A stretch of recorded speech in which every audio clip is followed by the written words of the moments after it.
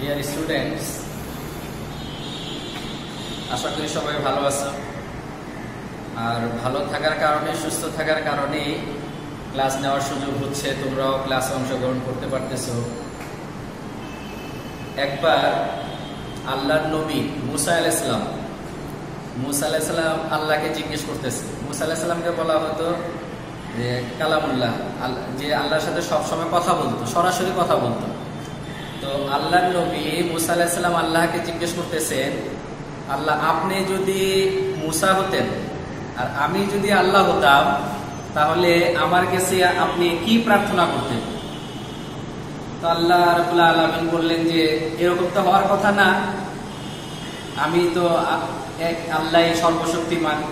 যদি হতো, আমি যদি আল্লাহ হতাম, আপনি যদি নবী হতেন, আমার কাছে কি চাইতেন? তো আল্লাহ বললেন যে আমি যদি তোমার জায়গায় থাকতাম আর তুমি যদি আমার জায়গায় থাকতে, তাহলে আমি তোমার কাছে সুস্বাস্থ্য চেতাম, sound health, good health, free from diseases. এই সুস্বাস্থ্য হলো পৃথিবীতে সবচেয়ে বড় নিয়ামত। কোটি কোটি টাকা আছে, অনেক সম্পদ আছে, কিন্তু সুস্থতা নেই, অনেক বড় নিয়ামত থেকে বঞ্চিত। এই কারণে আল্লাহ যে আমাদেরকে সুস্থ রাখছেন, সুস্থ থাকার কারণেই আজকে আমরা পৃথিবীর রং, রস, সৌন্দর্য এগুলো উপভোগ করতে পারতেছি। অসুস্থ হলে সব কিছু নিরর্থক। যাই হোক, আজকে তোমাদের সাথে একটা গুরুত্বপূর্ণ বিষয় নিয়ে আলোচনায় আসতেছি। এটা হলো ইউজ অফ ভার্বস। ভার্ব কে বলা হয়, verb is the life of a sentence. ভার্বকে সেন্টেন্সের প্রাণ বলা হয়। আর এটার আলোচনা এত ব্যাপক যেটা একাধিক ক্লাস নিলেও শেষ হবে না। আমি যেটা করব সেটা হলো তোমাদের পরীক্ষার জন্য যতটুকু প্রয়োজন, যতটুকু না হলেই নয়, ওই বিষয়টার উপর সবচেয়ে বেশি আমি গুরুত্ব দেব।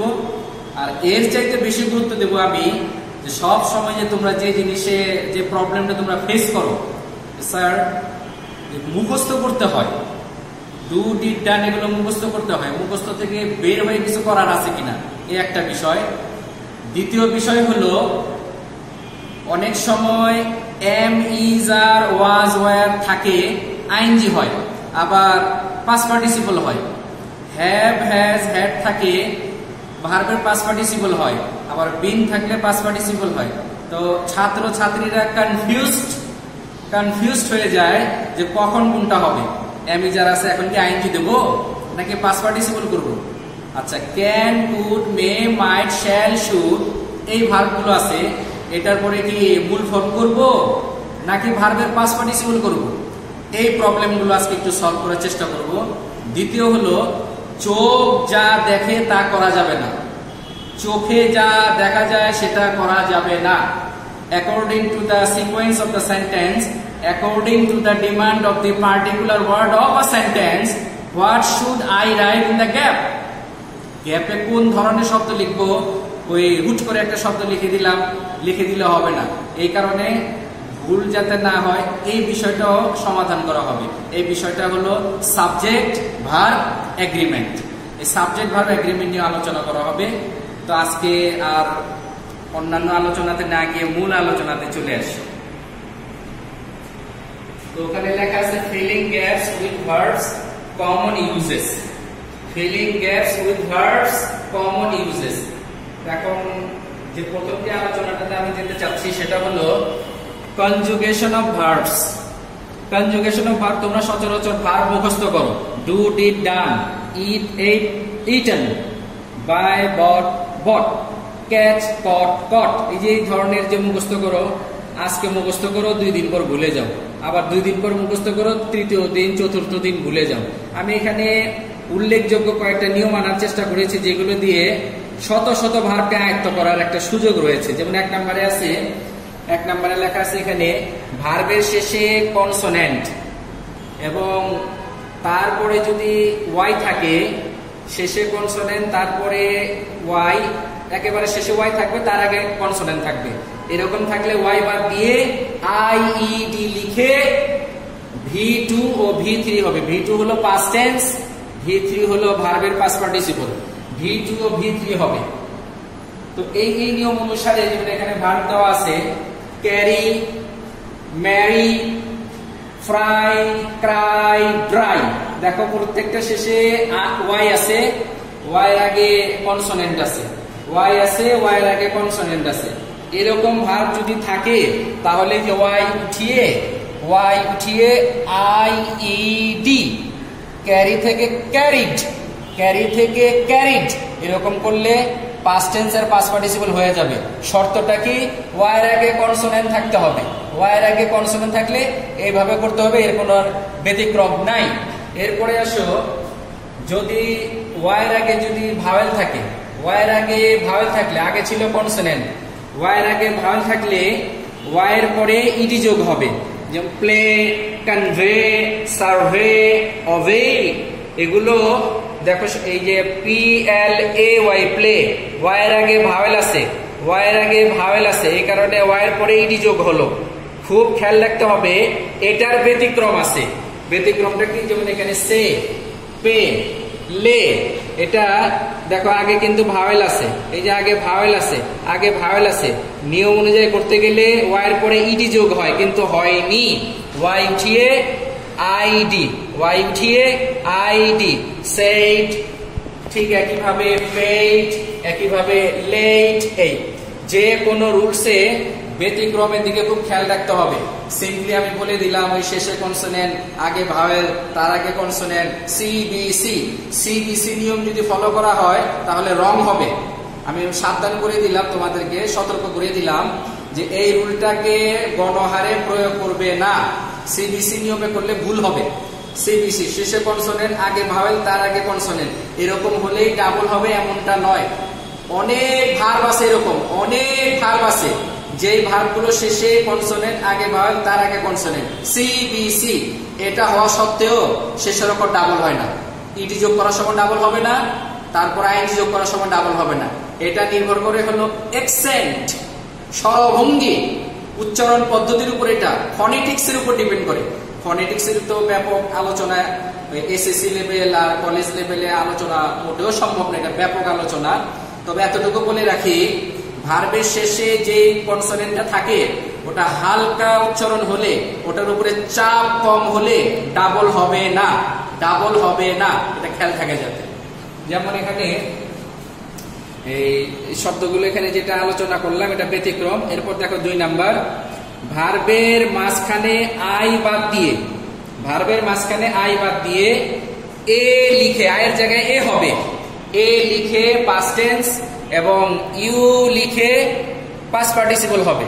যেমন এই যে এখানে দেখো swim I, ring I, sing, sink, spring, এটাকে যখন আমি পাস্ট টেন্স করতে গেলাম আয়ের জায়গায় দিলাম এ, সোয়াম, আয়ের জায়গায় এ দিলাম, পাস্ট টেন্স হলো, আয়ের জায়গায় ইউ দিলাম, পাস্ট পার্টিসিপল হলো।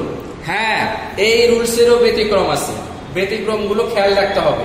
যেমন এই যে আই আছে এখানে, স্পিন, এটা পাস্ট টেন্স আর পাস্ট পার্টিসিপলে ইউ হলো, স্পান, নট এ, এ এখানে ব্যবহার করা যাবে না।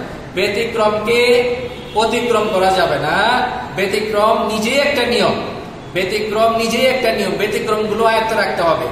ভালো করে কারা সর্বোচ্চ নাম্বার A+ পায় বা যে কোনো ভাষাতে সে এক্সেলেন্স দেখাতে পারে, যে কোনো ভাষাতে প্রফিসিয়েন্সি দেখাতে পারে, ইফিসিয়েন্সি দেখাতে পারে, কখন? যখন তার আয়ত্তে ব্যতিক্রম জিনিসগুলো থাকে। আমি আশা করি তোমরা সবাই চাও যে আমি ভবিষ্যতে একটা ভালো লেভেলে যেতে চাই, আমি ভালো ইংরেজি শিখতে চাই, আমি নিজে থেকে ইংরেজি লিখতে চাই, বুঝতে চাই, পড়তে চাই। তাই যদি হয় তাহলে প্রত্যেকটা রুলসকে প্রপারলি শিখতে হবে, ব্যতিক্রম সহ শিখতে হবে। যেগুলো ব্যতিক্রম আছে, ব্যতিক্রম গুলো সহ শিখলে আশা করা যায় ভালো করতে পারবে। এরপরে দেখো 3 নম্বর নিয়মে আসি। 3 নম্বর নিয়মে মূল ভার্বের শেষে ডাবল ইপি বাদ দিয়ে, ওটাকে বাদ দিয়ে ইপিটি লিখে পাস্ট টেন্স ও পাস্ট পার্টিসিপল হবে। যেমন এখানে আছে কিপ, এই যে ডাবল ইপি আছে, সুইপ, ক্রেপ, এরপরে আছে sleep, kept, sweep, creep, sleep. এখন এই ডাবল ইপি বাদ দিয়ে ইপিটি লিখলাম, ইপিটি, কেপ্ট, কিপ থেকে কেপ্ট হলো পাস্ট টেন্স আর পাস্ট পার্টিসিপল হলো। পাস্ট টেন্স আর পাস্ট পার্টিসিপল হলো। এই নিয়মে করলে এটা হয়ে যাবে, মুখস্থ করার দরকার নেই, মুখস্থ করো না, এগুলো নিয়মগুলো মনে রাখবে। এরপর আসো 4 নম্বরে, ভার্বের শেষে একটি কনসোনেন্ট এবং তার আগে একটি ভাওয়েল থাকলে শেষের কনসোনেন্ট দুবার লিখে ইটি বসে পাস্ট টেন্স আর পাস্ট পার্টিসিপল হয়, যেটার আলোচনা একটু আগে করলাম। কিন্তু ইন জেনারেল এই রুলস হবে না, সিবিসি প্রয়োগ করা যাবে না। যেমন এখানে বিএ আর বার, এই যে দেখো এটা সিবিসি, এই যে সিবিসি, সিতে বোঝায় কনসোনেন্ট, ভিতে ভাওয়েল, সিতে কনসোনেন্ট, সিবিসি, অকার, স্টপ, স্ল্যাপ, সব, এগুলো সিবিসি তে পড়েছে। এটা ওই সিবিসি নিয়মে করার কারণে শেষের অক্ষর ডাবল, সব, SOBBED, সফট, পাস্ট টেন্স আর পাস্ট পার্টিসিপল। শেষে কনসোনেন্ট এবং আগে একটা ভাওয়েল থাকলে শেষের অক্ষরকে 2 বার লিখে ইডি যোগ হয়, তখন পাস্ট টেন্স আর পাস্ট পার্টিসিপল হয়। কিন্তু দেখো এই যে ব্যতিক্রম দেখো, ওয়াটার, হিন্ডার, ডেভেলপ, এই যে শব্দগুলো, এগুলো কিন্তু এই যে সিবিসির মধ্যে আছে। দেখো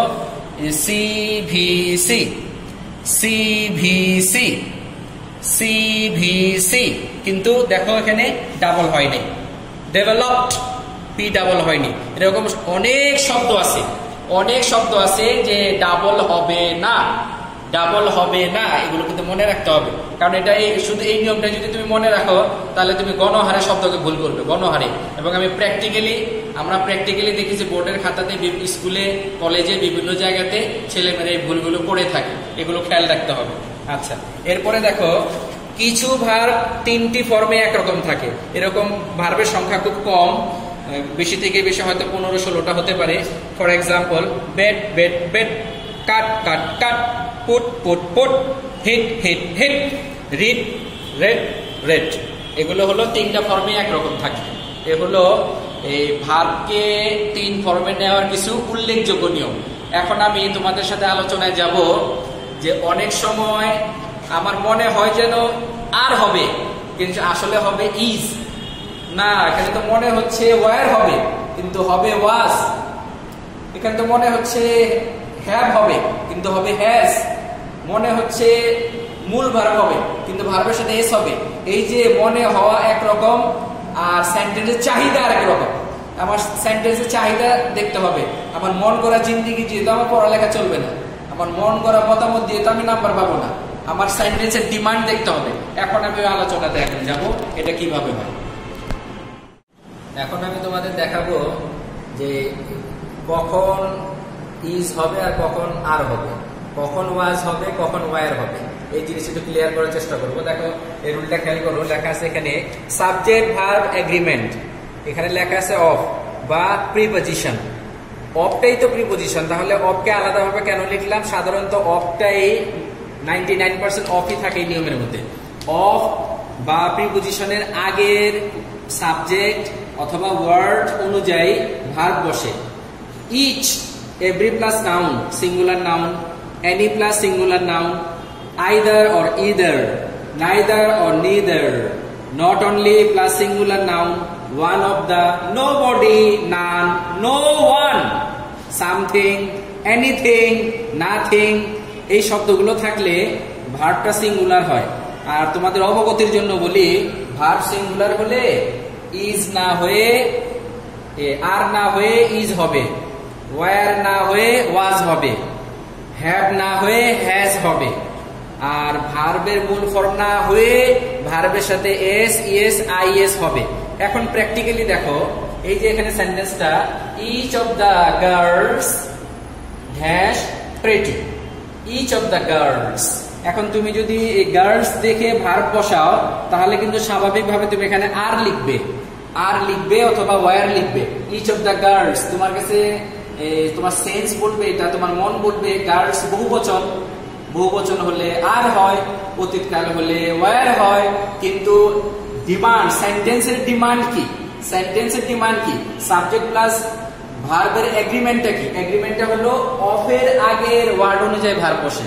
তো অফের আগে যেহেতু ইচ আছে, ইচ থাকলে ভার্বটা সিঙ্গুলার হয়, অতএব এখানে তোমাকে লিখতে হবে, এখানে লেখা উচিত ইজ অথবা ওয়াজ, এখানে লেখা উচিত ইজ অথবা ওয়াজ যেহেতু এখানে লেখা উচিত, তাহলে আমরা এখানে লিখতে পারি এখানে ইজ অথবা ওয়াজ, এই দুটার যে কোনো একটা লিখতে পারি।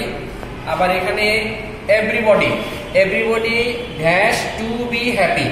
তো তোমাদের কাছে অনেক সময় এই প্রশ্নটা আমার কাছে আসে, স্যার এভরিবডি তো সবাই, এভরিবডি সবাই, তো সবাই তো বহুবচন হলে তো ভার্বের মূল ফর্ম বসে, তো এখানে কেন আমি উইশ লিখতে পারবো না?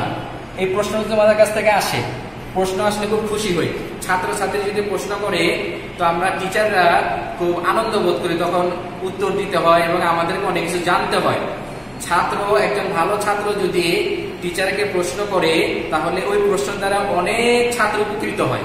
প্রশ্ন আসা উচিত। তো প্রশ্ন যেহেতু আসে যে স্যার এখানে তো সবাই, এভরিবডি তো সবাই, বহুবচন হলে তো এখানে উইশ হওয়ার কথা, উইশেস কেন হয়? এটা সঠিক উত্তর হলো উইশেস, সঠিক উত্তর উইশেস।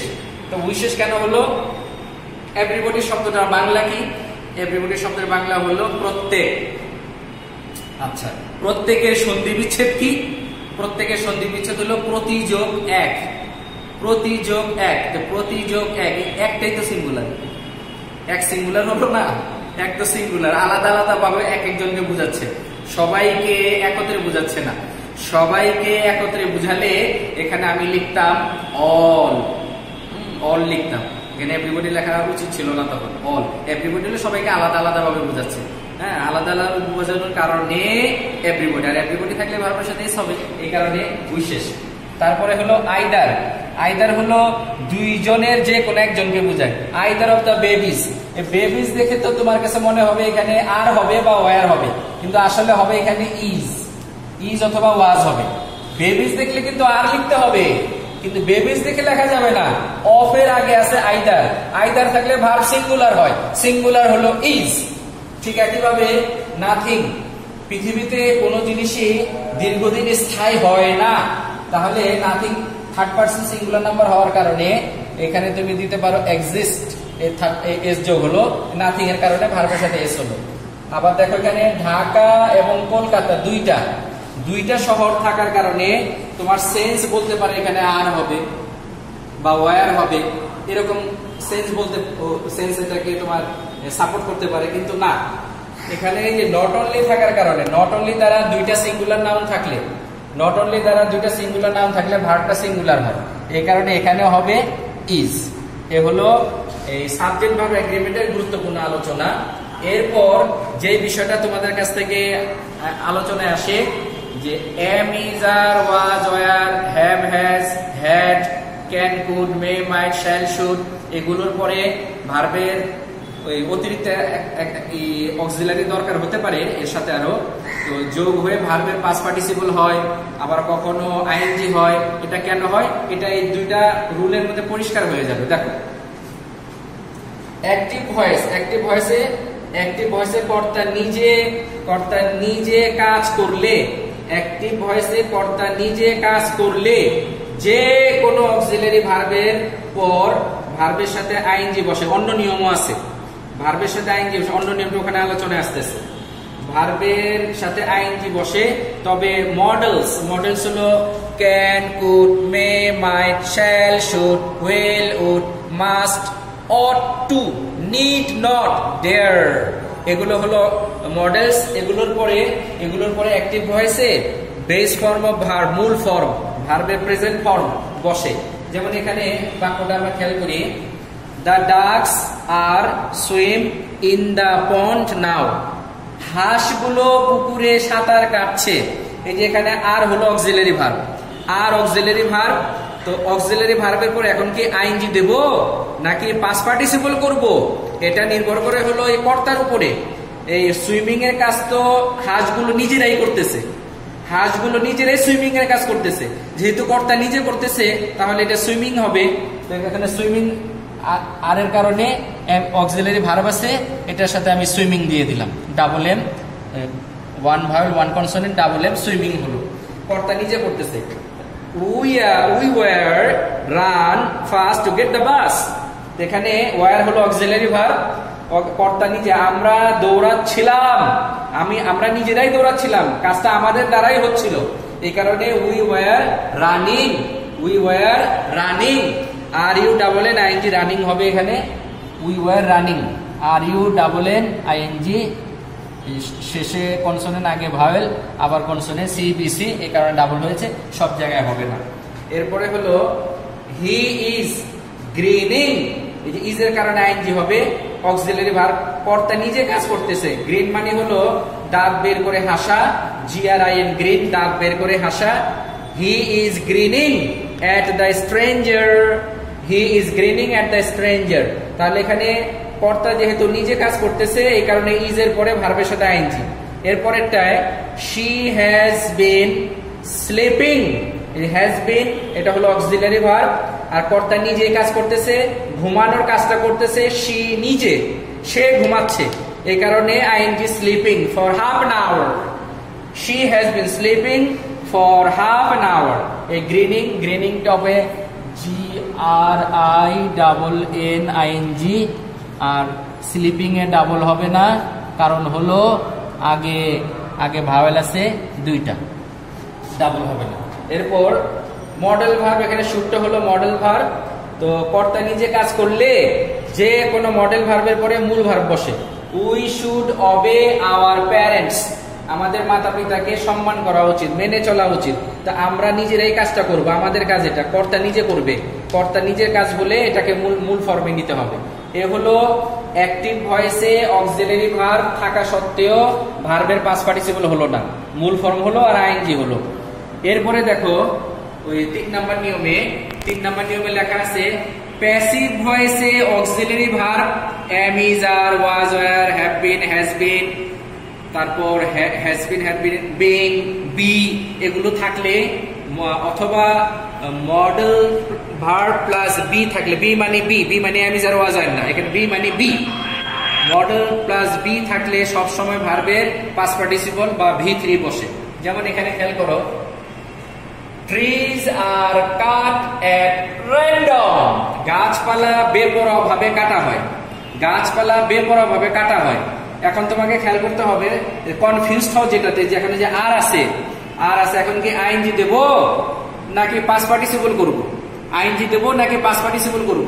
এখন তোমাকে চিন্তা করা দরকার, গাছ কিন্তু নিজেকে নিজে কাটে না, গাছ নিজেকে নিজে কাটে না, গাছ কারো দ্বারা কাটা হয়, এই জন্য এটা প্যাসিভ, প্যাসিভ হওয়ার কারণে এটাকে পাস্ট পার্টিসিপল করতে হবে, আইএনজি দেওয়া যাবে না। ট্রিজ আর কাট, এটা সঠিক উত্তর হলো সিম্পলি কাট, ট্রিজ আর কাট। এরপরে I was teach English by her, আমি তার দ্বারা ইংরেজি শিখেছিলাম, তো আমি কিন্তু ইংরেজি শিখাচ্ছি না, আমি যদি ইংরেজি শিখাতাম তাহলে হতো আই ওয়াজ টিচিং হতো, কিন্তু আমি কিন্তু ইংরেজি শিখাচ্ছি না, আমি কারো দ্বারা ইংরেজি শিখেছিলাম, এই কারণে এই অক্সিলারি ভার্বের পরে পাস্ট পার্টিসিপল হবে হলো TAUGST, টট, টিচের পাস্ট পার্টিসিপল টট। ঠিক একইভাবে দেখো, the tables war made of wood, কাঠ দ্বারা টেবিলগুলো নির্মাণ করা হয়েছিল। টেবিল কি টেবিলকে নির্মাণ করতে পারে? টেবিল তো টেবিলকে নির্মাণ করতে পারে না, এটা তো কারো দ্বারা নির্মাণ হয়, এটা প্যাসিভ, কারো দ্বারা হওয়ার কারণে এই তোমার এখানে মেকের পাস্ট পার্টিসিপল হবে MADE, মেড। অনেকে লেখো ম্যাকেট, ম্যাকেট লিখলে হবে না, মেড MADE। আচ্ছা, এরপরে দেখো প্রমিসেস মাস্ট বি কিপ, প্রতিজ্ঞা রক্ষা করতে হবে, কারোর সাথে কোনো ওয়াদা করলে ওটা রক্ষা করতে হবে। এখন প্রতিজ্ঞা তো নিজেকে নিজে রক্ষা করে না, এটা কারো দ্বারা রক্ষা হয়, যেহেতু কারো দ্বারা হয় এই কারণে এই যে মডেল ভার্ব আছে এটার পরে বি দিয়ে পাস্ট পার্টিসিপল, ওই যে নিয়ম শিখেছিলাম ডাবল ইপি বাদ দিয়ে ইপিটি লিখলে পাস্ট পার্টিসিপল হয়ে যাবে কেপ্ট। এরপরে দেখো the letters will be tear, the letters will be tear, এখানে চিঠিগুলোকে ছিঁড়ে ফেলা হবে, চিঠিগুলোকে ছিঁড়ে ফেলা হবে। চিঠি তো নিজেকে নিজে ছিঁড়বে না, হয়তো একজন আরেকজনকে চিঠি লিখেছে, মন মতো হয়নি, রাগে ক্ষোভে সে এটা ছিঁড়ে ফেলবে, কারো দ্বারা ছেঁড়া হবে, চিঠিগুলো কারো দ্বারা ছেঁড়া হবে। এই কারণেই ওই উইলের পরে মূল ভার্ব না হয়ে বি দিয়ে এটার পাস্ট পার্টিসিপল হলো TORN, torn, past participle torn. এ হলো অ্যাক্টিভের সময় অক্সিলারি থাকলে আইএনজি হবে বা পাস্ট পার্টিসিপল হবে, আর প্যাসিভের সময় অক্সিলারি থাকলে প্যাসিভ অর্থে পাস্ট পার্টিসিপল হবে। এরপর দেখো 4 নম্বর নিয়ম, লাস্ট নিয়ম আজকের জন্য। অ্যাক্টিভ ভয়েসে হ্যাজ, হ্যাভ, হ্যাড এরপরে পাস্ট পার্টিসিপল বসে, আবার প্যাসিভ ভয়েসে বি, বিন, বিন এগুলো থাকলে পাস্ট পার্টিসিপল বসে।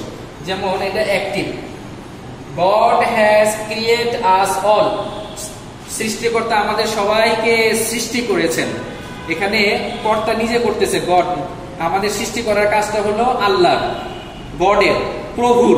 এই কারণে কর্তা যেহেতু এখানে উপস্থিত আছে, সিম্পলি এটার পাস্ট পার্টিসিপল হ্যাজ এর কারণে পাস্ট পার্টিসিপল ক্রিয়েটেড, ক্রিয়েটেড শুধু ডি দিলেই হবে, ক্রিয়েটেড। এখানে শুধু কিছু কিছু ভার্ব আছে শেষে শুধু এই ডি দিলেই হয়ে যায়, ক্রিয়েটেড শুধু ডি দিলেই হয়। We have cancel the programme, তো কর্তা নিজে কাজ করতেছে, হ্যাভ এর কারণে past participle cancelled, cancel double L ED, double L ED cancel, C A N C E double L ED cancel. এরপরে he came after she had invite him, কর্তা নিজেই ইনভাইট করতেছে, কর্তা নিজের কাজ, এই কারণে হ্যাড এর পরে পাস্ট পার্টিসিপল ইনভাইটেড, এটার সাথে শুধু ডি দিলেই হবে। এরপরে দেখো they are being help with money, তাদেরকে টাকা দিয়ে সাহায্য করা হচ্ছে। এই যে তাদেরকে যে টাকা দিয়ে সাহায্য করা হচ্ছে, তারা কিন্তু সাহায্য করতেছে না, তাদেরকে সাহায্য করা হচ্ছে কারো দ্বারা, তাদেরকে সাহায্য করা হচ্ছে কারো দ্বারা টাকা দিয়ে। যারা সাহায্য করতেছে, যাদের দ্বারা, তারা এখানে উপস্থিত নাই। অনেক সময় প্যাসিভ ভয়েসে কাজ কার দ্বারা হয় সেটা উচ্চ রাখতে হয়, উপস্থিত ওটা লেখা প্রয়োজন মনে হয় না, দরকারও নেই। যেমন মনে করো প্যারেন্টস শুড বি ওবেড, মাতা পিতাকে সম্মান করা উচিত, বা এস লেখার দরকার নাই, এটা ইন জেনারেলে বুঝাই যায় না। What is done can not be undone, what is done can not be undone, ভাগ্যের লিখন যায় না খণ্ডন, ভাগ্যের লিখন যায় না খণ্ডন। এখন এখানে হোয়াট ইজ ডান কার দ্বারা ডান, হোয়াট ইজ ডান কার দ্বারা done, what is done can not be undone কার দ্বারা আনডান, জরুরি না, বাই এজেন্ট জরুরি না, কার দ্বারা জরুরি না। এই কারণে প্যাসিভের সময় বাই প্লাস অবজেক্ট সব সময় লেখা জরুরি না, বুঝে নিতে হবে, সেন্টেন্সের প্যাটার্ন, সেন্টেন্সের অর্থটা বুঝে তারপরে করতে হবে। তাহলে এখানে দে আর বিং হেল্পড, হেল্পের সাথে ইডি যোগ হবে, হেল্পড। এই যে এখানে হোয়াট ইজ, এখানে যে শব্দটা আছে এটা what is লোটেড can't be bloated, ভাগ্যের লিখন যায় না খণ্ডন। এখানে এটা হলো মডেল, এটা হলো বি, আর এটা পাস্ট পার্টিসিপল হবে bloated, B L O double T ED bloated, এটা শেষে কনসোনেন্ট আগে ভাওয়াল, এই কারণে এরকম হলো। তাহলে ভাগ্যের লিখন যায় না খণ্ডন, এটা বি এর কারণে ভার্বের পাস্ট পার্টিসিপল হলো প্যাসিভ হওয়ার কারণে, প্যাসিভ এটা কারো দ্বারা, বি এর পর ভার্বের পাস্ট পার্টিসিপল যেটা এখানে লেখা আছে, বি বিং বিন থাকলে, আর দে আর বিং হেল্পড এটার সাথে ইডি যোগ হবে। এরপরে আসো the house has been, এমনিতে হ্যাজ এর পরে পাস্ট পার্টিসিপল হবেই, আর বিন দেওয়ার কারণে এটা প্যাসিভ হয়ে গেছে। হ্যাজ এর পরেও মেড হবে আর হ্যাজ বিন পরেও মেড হবে, একটা অ্যাক্টিভ আর একটা হলো প্যাসিভ। যখন হ্যাজ বিন এর পরে যখন পাস্ট পার্টিসিপল হয় তখন এটা প্যাসিভ হয়। বাড়িটাকে সুন্দরভাবে নির্মাণ করা হয়েছে, বাড়ি তো নিজে নিজে নির্মাণ হয়নি, কারো দ্বারা নির্মাণ হলো। এই হলো উল্লেখযোগ্য ভার্বের ব্যবহার। এটা আমি তো আগে বললাম যে ভার্বের রুলস কিন্তু ব্যাপক অনেক, তা উল্লেখযোগ্য ভাব তোমার কাছে মনে হবে যে আনোয়ার স্যার আজকে 4টা রুল নিয়ে আলোচনা করছে, বিলিভ ইট, এই 4টা রুলের ভিতরে অনেকগুলো রুল অ্যাড করা আছে, অনেকগুলো রুল এটার মধ্যে সমন্বয় করা হয়েছে। তারপর সুযোগ থাকলে আরো সামনে মনে হয় আরো এটার উপর আরো রুলস নিতে হবে, আরো ক্লাস নিতে হবে। তো আজকে এই পর্যন্তই রাখতেছি। এই রুলস গুলো বোঝার চেষ্টা করো, একটু গুরুত্ব সহকারে দেখবে, দেখে এইভাবে পরীক্ষাতে ভার্বগুলো লেখার চেষ্টা করবে। ভাষাকে পরিপূর্ণভাবে শেখার চেষ্টা করো। ল্যাঙ্গুয়েজ ইজ আ সায়েন্স, আর ভাষা যেহেতু সায়েন্স পরিবর্তনশীল, ভাষাও পরিবর্তনশীল। এই পরিবর্তনশীল ভাষাটাকে সুন্দরভাবে আয়ত্ত করতে হবে। এটা ব্যতিক্রমগুলো খেয়াল রাখতে হবে, নিয়মগুলো খেয়াল রাখতে হবে, এবং নিজে থেকে কোনো কিছু লেখার চেষ্টা করতে হবে। নিজে থেকে কোনো কিছু লেখার যোগ্যতা কার আসবে? যার যে প্রচুর ওয়ার্ড জানে, গ্রামাটিক্যাল প্যাটার্ন জানা আছে, আর বৈষয়িক জ্ঞান আছে। যেমন মনে করো তোমাকে আমি নিপোটিজম নিয়ে একটা কিছু লিখতে দিলাম, কিন্তু তুমি ওই নেপোটিজম নিয়ে ওই বিষয়ে তোমার ধারণা না থাকলে লিখতে পারবে না, এই জন্য ওই বিষয়ে ধারণা থাকতে হবে। যাই হোক, আজকে তোমাদের ক্লাস এই পর্যন্তই রাখতেছি। ইনশাল্লাহ আগামী কোনো ক্লাসে আবার ইনশাল্লাহ দেখাবো।